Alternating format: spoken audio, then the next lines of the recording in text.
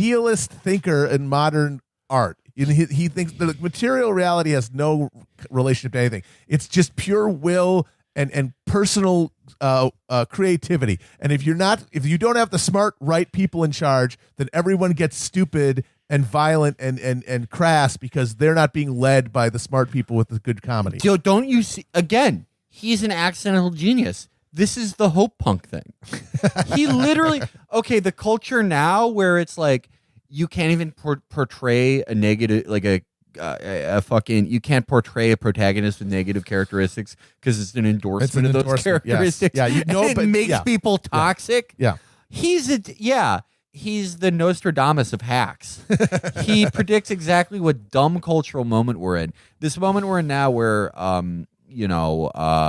watching whatever Netflix show where people are nice to each other makes you a good person. Watching Parks and Rec helps make you a good person. He was so ahead of the curve on that. Now, because he's Aaron Sorkin, instead of like making it easily digestible for the bird brands that live in this country, he just made it not smart, but incredibly clunky and incorporated Gilbert and Sullivan into it. It didn't take off. Well, but he was just, he was a bit too early for his time. It's like, where did America go wrong? It's when, the politicians stopped, sitting in a room and hammering Reagan and Tip, that was and then now it's all bad and stupid. And it's like, he's about like, TV got done when, SNL lost its balls. And it's just like in what universe was Saturday Night Live ever like a truly groundbreaking or like dangerous TV show? They're big. When they started, Gerald Ford was president, and their big hook on him, the guy who pardoned Nixon, was he falls down all the time. They're one of the funniest sketches they ever did. It was Eddie Murphy, and it was like, what if Mr. Rogers was a black guy? That's literally it. There's nothing groundbreaking about it. Sorkin isn't a comedy writer, but he sincerely believes, in the same vein as a comedy nerd, that like whatever bullshit Saturday Night Live was doing in like 1983, where it's like, oh, okay, so he's a football fan, but he's really fat, was just no one had ever seen anything like it. So what? Okay, so Judd Hirsch has his Howard Beale moment, and then it's like an all hands on deck. All like the network brass. They get in a big room, and the new president of the network is a young woman played by Amanda Peet. I think her name is like Jordan Breen or something. Jordan No, Jordan Breen is our friend. No, but this is another thing we noticed about Sorkin. Yeah, this is really good. That was a good observation by very good. Sorkin in all his shows. So there's, the classic, there are two types of females. There's the dumb bitch and her... Which is most women. Always a name, like Sarah... Tammy... Amanda, some shit like that. A lady name, a girly girl. But then there's a Sweetie Pie. Yeah, Sweetie sugar toes, belly button. But a serious woman will be given sort of a unisex, tilting towards masculine first name. Jordan in this show, and Sarah Paulson plays the Christian Chenoweth-esque Christian star of the show. Her name is Harriet, but they all call her Harry. Yeah, and she just broke up with Matthew Perry's head writer character, and they have a tension thing throughout it. But she's Harry on The West Wing. C.J. Craig. She was C.J. Craig. Mackenzie on The Newsroom. Ainsley. He only respects a woman character if she has a neutral to masculine name. And Felix, another thing you pointed out in the Sorkin verse. Like in addition to that dichotomy, there's also sort of a hierarchy where there's the main character. The main character is the strong woman who's named like Sam or Brett or something. Yeah. And they're like, this is our new producer. She's a perfect 10 out of 10 dime. She has the same beliefs as a 65-year-old Democrat from Connecticut, and her name is Steven. That's one awesome character, Aaron. And then the other women are like these frail, mousy, just homely, little doormats, just scurrying about, and it was basically the difference between royalty and a serf in the medieval era. The mousy women, a fast talking, smart, and energetic guy can legally kill them. Yeah, no, the smart woman who is named Joseph is just storming down the hallways. all right, I need Monkey W. Bush sketch by yesterday. And by yesterday, I mean yesterday in the because it's network TV, in the frickin' Greenwich time zone. Do you get me? Okay, good talk. Actually, not a good talk. Okay, talk to you later. We'll see if that one's better. I have a feeling it won't be. And then cut to just a woman who's basically wearing a potato sack. She's shot from like the ceiling down to make her look even smaller. And she's like, I'm gonna put the lights up. Like the lighting fixture could fall on her and kill her, and it wouldn't affect the episode. So there's an all hands on deck meeting in which the new studio exec Jordan Breen, played by Amanda Peet, faces off against the other studio suit Steven Weber. Steven Weber's in something. He's gonna play an asshole, and he's a prick in this. No different. And the Amanda Peet character, her hot idea is like, hey, our big problem is not what Judd Hirsch said on air. It's that what he said is true. And that, this show is hack, and it hasn't been funny for like 10 years or whatever. And like my big solution to that is hiring the two best writers, the best writing director team in the world, Aaron Sorkin Mark I and Aaron Sorkin Mark II. That essentially represents, himself. The duality of Sorkin. Only they're both smart-act Jewish guys who are drug addicts. Who are pillheads. And, and so it's not even the different sides of Sorkin. It's just clones. Oh, no. Matthew Perry's character is on pills, and Bradley Whitford character is on blow. Yeah, that's how he divided it. And they're introduced like being given the award for best screenplay at like the WGA, the Writers Guild Awards or something. And, Bradley Whitford gets a phone call and they're like, we're offering you the show. And then there's this weird subplot where like they're, oh my God, I totally forgot about. Okay. The subplot is that like when they're offered this job, Matthew Perry thinks that like they're just moving on to like their next film project, but he doesn't know that Bradley Whitford actually can't be his director on that because he just failed a drug test for cocaine. Yeah. And like the studio won't bond him. Like he can't no be insurance. Like, no insurance or something. I'm sure there maybe are rules like that. I don't know too well, but it does seem to be implying that you can't be a Hollywood director and do cocaine at the same time. Or like, they'll just be in the middle of filming something and then like so the studio guys will come around and they'll be like, I'm sorry, Mr. Bay, can you pee in this cup? And he was like, oh, what the fuck? I didn't see this coming. Can I he's like wiping fucking like, pure shit off his fucking face. Can I tell you guys off his face? Can I tell you guys why I think this plot device is in here? And I believe Aaron Sorkin thinks it's a real thing. Because he wanted to direct a movie about Amelia Earhart or something, just some bird brain idea he had, where it's like, all right, we're gonna do a movie about a girl who's a robber baron, and she gets taught by J.P. Morgan, who's played by Bradley Whitford, and even the studio is like, this sounds like shit. We have to tell him that we drug tested him. And he's like, oh, this is a thing that happens to every screenwriter and director. We find out from people watching expository television that the project that they were going to direct and write together was about Nikola Tesla.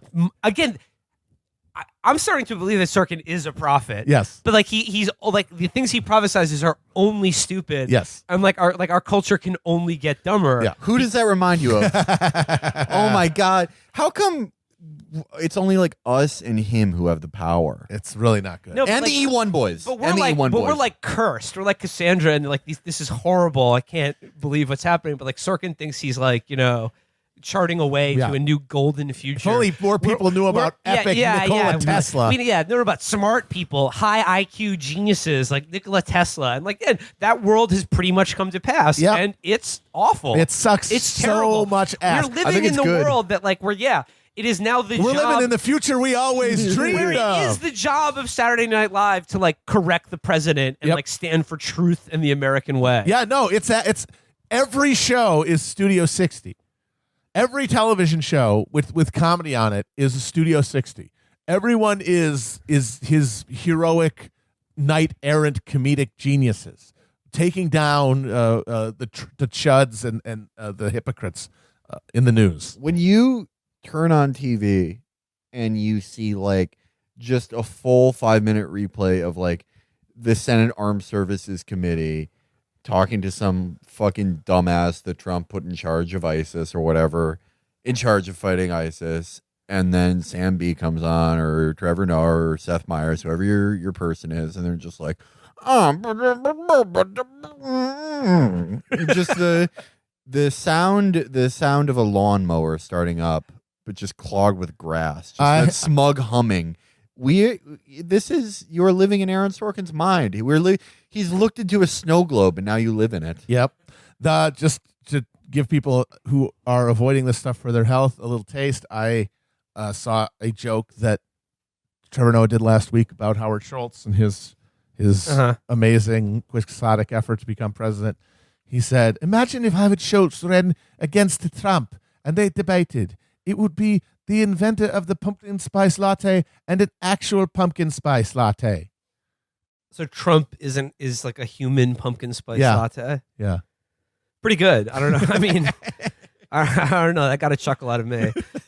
But yeah. So there's Matt and Danny. That is like the Aaron Sorkin characters who play Aaron Sorkin on the show. Hetch and McCarthy for our times. Stephen Weber as the prick suit.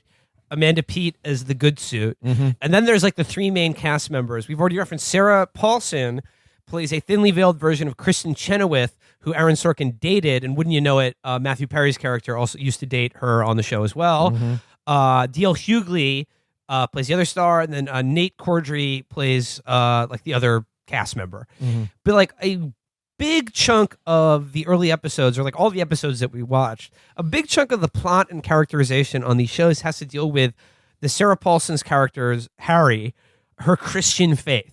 Just like the real Kristen Chenoweth, who also does like, gospel albums and shit like that. Mm-hmm. And yeah, like the way it's set up, where like the big foil for the show, and again, it's an amazing artifact of the era it was in. It's just so dated. Is the like the Christian right? It's just like, and like really like this is the big hurdle for them being like smart and funny on TV. Is red state affiliates who are like, you cannot make fun of our Lord and Savior Jesus Christ on your Jew-written television show. I mean, to be fair though, that was the big. It's impossible to conceive of now.